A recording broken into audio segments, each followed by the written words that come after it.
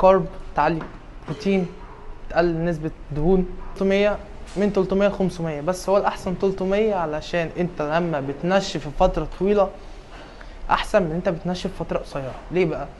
الفكرة إن أنت لما بتنشف فترة طويلة أنت مش بتزيد فات زي الفترة القصيرة، يعني بتزيد فات كده كده، اصلا كده كده لازم تزيد فات طالما انت فتحت في الاكل. السلام عليكم، مع الكابتن ميدو. النهارده ان شاء الله هنتكلم عن تنشيف.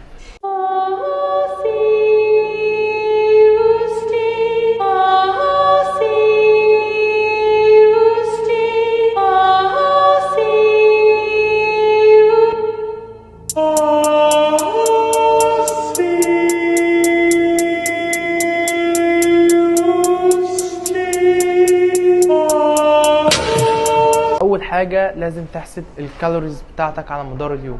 دي طبعا كباتن هم اللي بيعرفوا يسيستموا الكلاينت بتاعهم. اهم حاجه فتره التنشيف، صح القط، لازم تعلي الميه بتاعتك، يعني من 4 ل 6 لتر على مدار اليوم. تاني حاجه طبعا بتقلل كارب، تعلي بروتين، تقلل نسبه دهون، تشغل كارديو كتير. والاحسن ليكوا واللي بنصحكوا بلاش الهيد كارديو، بلاش الهيد كارديو علشان هتكسر ماسلز فترة القط. طبعا لازم اكيد الكوتش بتاعك عامل عجز في الكالوريز بتاعتك. 300 من 300 ل 500، بس هو الاحسن 300 علشان انت لما بتنشف في فترة طويلة احسن من انت بتنشف في فترة قصيرة. ليه بقى؟ الفكرة ان انت لما بتنشف فترة طويلة انت مش بتزيد فات زي الفترة القصيرة، يعني بتزيد فات كده كده، اصلا كده كده لازم تزيد فات طالما انت فتحت في الاكل. طبعا لو انت او انتي مش قادرين تاكلوا نسبة البروتين بتاعتكم، فانتوا هتستخدموا هو المكمل الوحيد الاساسي للبروتين الخام، هو واي بروتين. ده مكمل اساسي جدا وكويس جدا في فترة القط. طبعا تجيبوا ايزوليت مش كونسنتريت. ليه بقى ايزو؟ ليه مش كونسنتريت؟ الايزوليت بيبقى مفيهوش نسبة فات، الكونسنتريت فيه نسبة فات، طبعا دهون صحية، في نسبة فات، وبيستخدموه فترة البالك مش القط. طبعا هنتكلم بقى على الكارديو. هو اهم حاجة في الكارديو اللي انت تتمرن مرتين كارديو في التمرين. ازاي بقى؟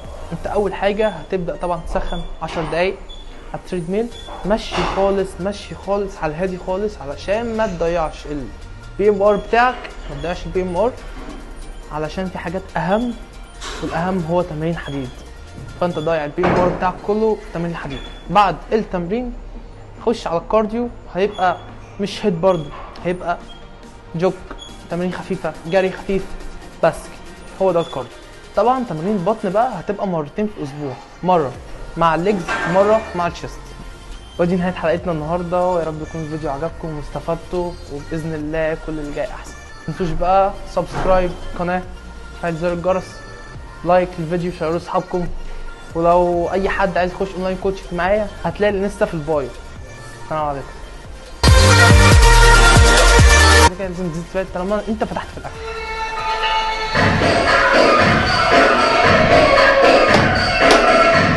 البروتين على مدار اليوم تحسب من كل، لا انا خلاص بجد، خلاص والله.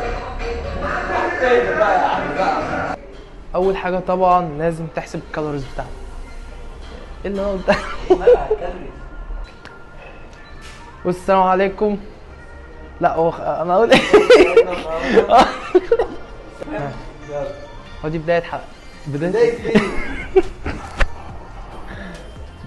ودي نهايه حلقتنا النهارده، ويا رب يكون الفيديو عجبكم واستفدتوا، وباذن الله كل اللي جاي احسن.